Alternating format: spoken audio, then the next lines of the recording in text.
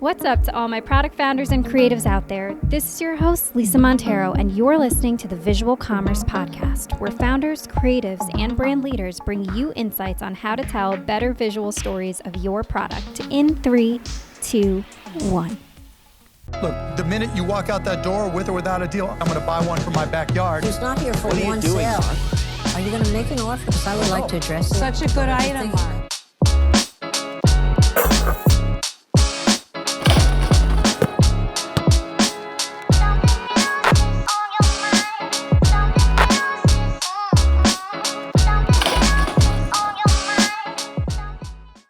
We are here with Brian Blum, head of growth at Grind, a company that has launched the first portable basketball shooting machine and tells an amazing visual story to go along with the innovation. Brian, thank you so much for being here today. Yeah, thank you so much, Lisa. I'm really excited. Thanks for having me. So could you start by telling us how Grind all got started? Yeah, absolutely. So our CEO and founder, Thomas Fields, was a high school basketball player back in Houston. We actually both were. That's how we met. We were on the same summer basketball teams together. And, back in the day, it was really hard to get access to a gym unless you were, a coach or had a relationship with the person who ran the gym, right? And this concept of accessibility was always kind of at the forefront of Grind, right? We want people to have the tools to, achieve their dreams and put in as much work as they want towards those things. So Thomas, had the idea to sort of flip the script here, right? I mean, when you get into a gym, oftentimes there is a large shooting machine in the corner, and it's often in use by whoever's already in the gym. You got to wait your turn. And so we thought, what if someone could have their own? And what if someone could take it with them from the driveway to the gym, from the gym to the rec center, from the rec center all the way back home, everywhere in between, to the park, whatever it may be. So that's kind of where the genesis of Grind really started. Thomas learned how to weld from his buddy in a garage. That was how they started building the first prototype. It's a really cool story. He's talked about it pretty extensively. And, I think from the get-go, it's been something that he was able to build that really attracted people. It really attracted people to the idea, to the movement that he's trying to build of, inspiring change in the community, inspiring change in the way people think about, how they're going to pursue life after sports, right? I mean, there's a ticking time bomb for every athlete. And, I think what we're trying to do is show these kids that there's a lot of cool stuff you can do besides being a pro athlete and living that dream. So that's kind of the origin story. We ended up linking up after a few years apart. Back, geez, I can't remember. It's been a few years now, but it's just been an amazing journey ever since. We've been growing this thing, now for about 3 years, and we launched officially last year in March 2020, right at the beginning of the pandemic. So perfect time to launch. But it's been really fun. And one thing I love to hone in on is the product and then the story behind the product. And you guys have an awesome shooting machine that obviously serves a very practical need for the basketball player. But aside from the machine itself, what is the story you're telling with the Grind? What's that community and connection you're building with your customers aside from the product itself? Right. The story is just about the dedication and the hard work that you put in to, achieve the things that you've always dreamed about, right? I mean, for any basketball player, the dream is from the get-go. You're in the backyard, you're in your driveway, and, every kid's kind of living out this scenario where it's like, 5 seconds left, game on the line, NBA finals, like I'm trying to win the game, right? Like you're practicing for these moments, and it's not necessarily about the kids that actually get there. There's a lot of factors outside of your control, right? Like, some people aren't born with the same athleticism. Some people get injured, right? Some people just don't have a good situation growing up, whatever it is. And so it's not necessarily about the end goal, right? Like grind is about the journey to get there. And, we're all about, the path that people take along the way to achieving their dreams, the setbacks, the struggle, the difficulty that you are going to face no matter what. Everyone's going to face it. No matter what, you're going to fall on your face. And, the important thing is how do you get back up? And, what we're starting with is a shooting machine, right? But like what we want to, eventually build is just this community of people that are like-minded and appreciating sort of the journey and all of the amazing things that you experience along the way. Absolutely. And apart from the shooting machine, which is obviously your main product, you also sell Grind apparel, which I'm wearing right now because I thought you guys did a great job with it. But why did you and Thomas decide on apparel as well? Yeah. So, when you wear Nike or you wear Polo, right? When you wear any sort of brand, it's a form of expression, right? It's a form of self-expression. It's a form of identifying with what that brand stands for. And a lot of this stuff is subliminal. It's things that you don't really think about, but you can feel, right? And so, so much of what we try and do is driving emotion through the design of our products, whether that's apparel, whether that's the shooting machine itself. And, we really believe in shaping behavior through design, right? And how that ties into apparel is we want people who are wearing this to kind of live our ethos, right? We want them to live this sort of, dedication to hard work, to understanding what it takes to really do to achieve your goals. And, I think there's a real opportunity for a community like that, especially in basketball, but sports, business, whatever it is, everyone who gets there understands this. And a lot of people don't understand it along the way. And so for those that don't get it, for those that do get it, we wanted to create something that they could identify with and feel kind of what we're about. And so, on top of trying to make dope merch, that's also the simpler version is we wanted it to look cool. The new walking bucket shorts, those are my personal favorite. I love rocking those. The hoodie's also great, but we got a lot of more cool stuff coming. I mean, you look at, Ball is Life is a company that really did great in the basketball space. They're a legacy brand now, right? They've been around since 2005. Kids like Thomas and I, we grew up loving Ball is Life. Kids had the Ball is Life socks. Like that kind of showed that you got it, right? Like it showed that you understood basketball culture. It showed that you were watching the same mixtapes as everybody else. And, we're trying to do the same thing, but like if you're rocking the Grind shirt, it's not like something you just see on the shelves, right? Like you went out of your way to find us, or maybe you stumbled upon us, whatever, but something about us resonated with you.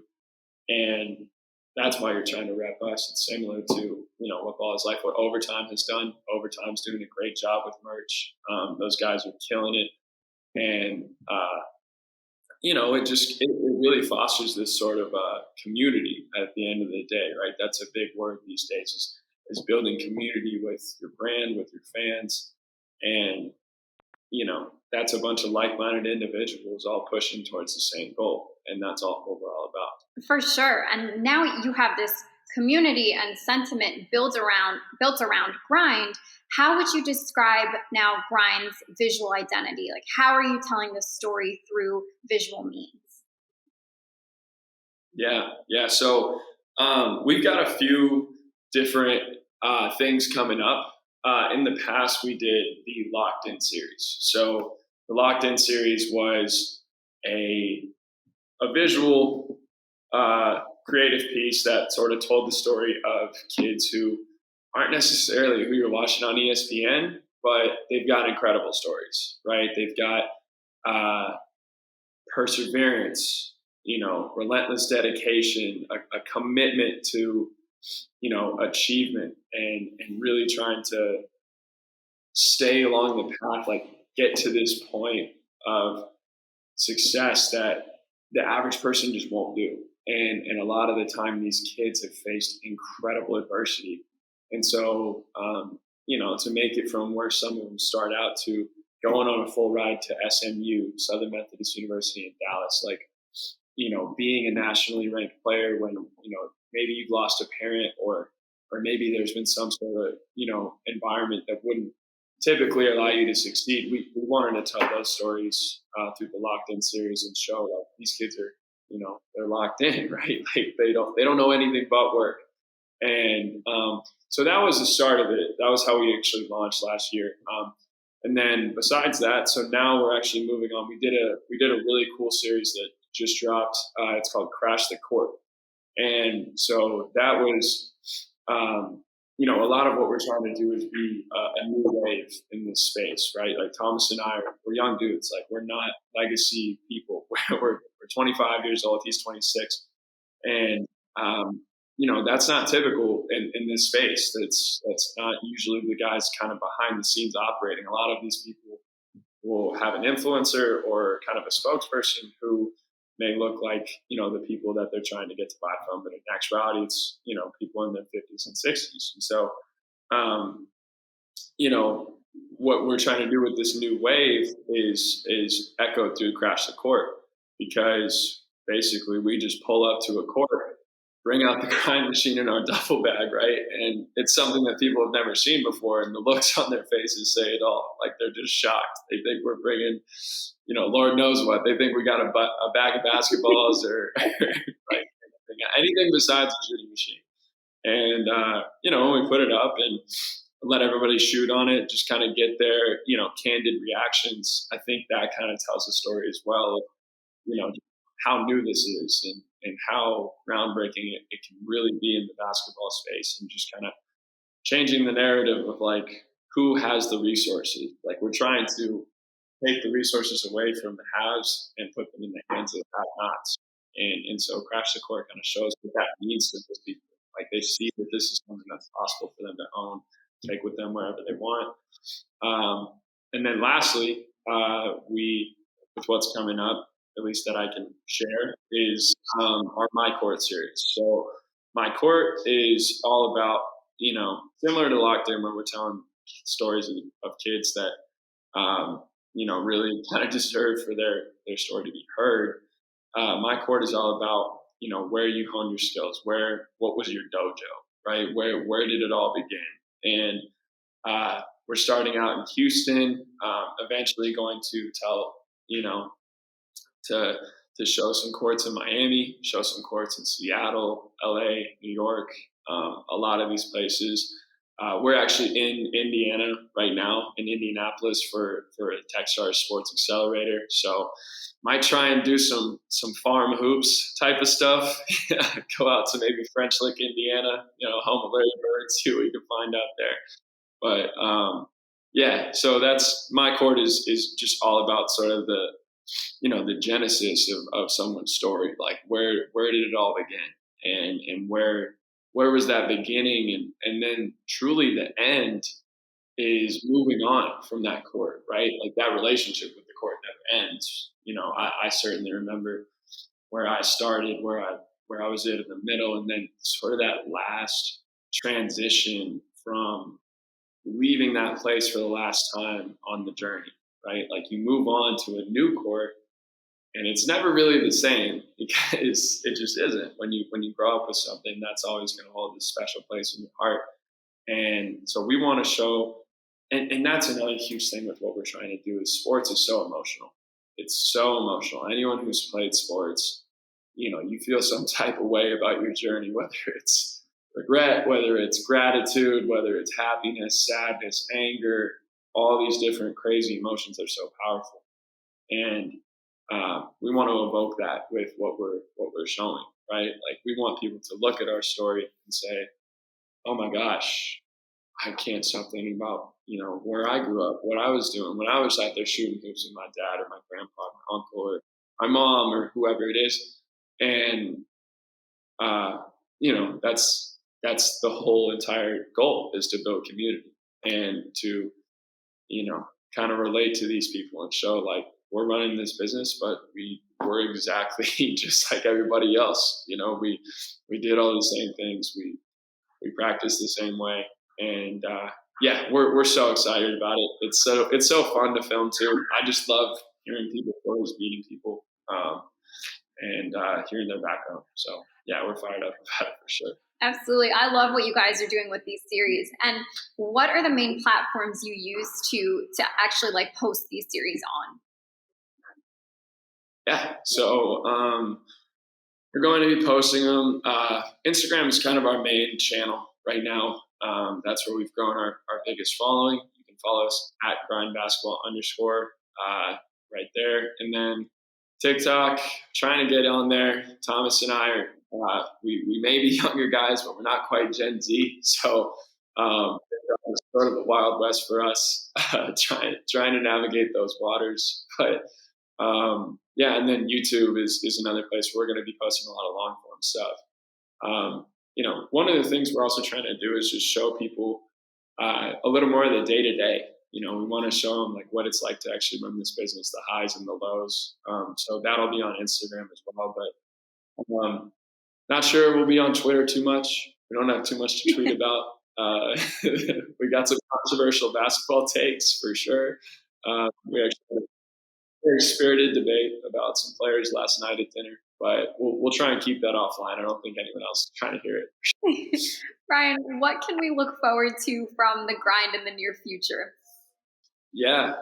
So, we aired on Shark Tank on May 7th, and that's and then that in conjunction with this TechStars program is just really, it's accelerated things a ton for us. And there's a lot more, I guess you could call it pressure to, build out a lot of these ideas that we were thinking might be a 2022 thing or a 2023 thing. So we really stepped up in the development of our software. We're trying to build a revolutionary training experience, virtual training at scale, replicate the relationship you would have with a trainer through just, our technology, working with the machine, and then finding a way to make that, super fun, super engaging for kids and something that, it doesn't feel like work, right? It feels like they're just having fun because that's really what it is. It's all a game. Basketball, sports, it's a game. It's meant to be enjoyed. And we want people to feel that through our software, but simultaneously, you got to be serious and you got to be dedicated. So, the software is working on those things. And then, we're going to be rolling out some new features in the product as well next year. Some fan favorites. People want it to be battery powered. They want, everyone wants some cooler features. So we're always working on that stuff, refining the product and trying to make it better. And as long as we can keep the core sort of, locked in experience of, you click the machine and you're on your grind, like that's all we want to maintain. So, but that's kind of what's coming up. Brian, thank you so much for sharing Grind's story today. For those of you listening, check out grindbasketball.com or on Instagram at grindbasketball_. And thanks for listening to the Visual Commerce Podcast.